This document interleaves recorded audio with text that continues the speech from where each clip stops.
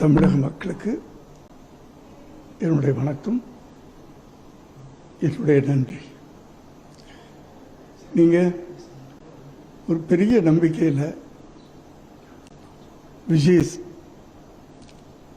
உங்கள் தளபதியாக உங்கள் தமிழ்நாட்டுக்கு சீஃப் மினிஸ்டராக தேர்ந்தெடுத்திருக்கிறீர்கள். நிச்சயமாக உங்கள் நம்பிக்கையை அவர் நிறைவேற்றுவார். அவருக்கு நிறைய கனவுகள் இருக்கு. அந்த கனவுகளை கண்டிப்பாக அவர் நிறைவேற்றுவார். உங்களுக்கு அனைவருக்கும், தாய்மார்களுக்கெல்லாம் உங்கள் பாதம் தொட்டு நன்றி நான் தெரிவித்துக் கொள்கிறேன்.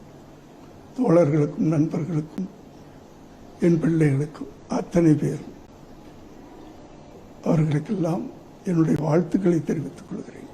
நன்றி.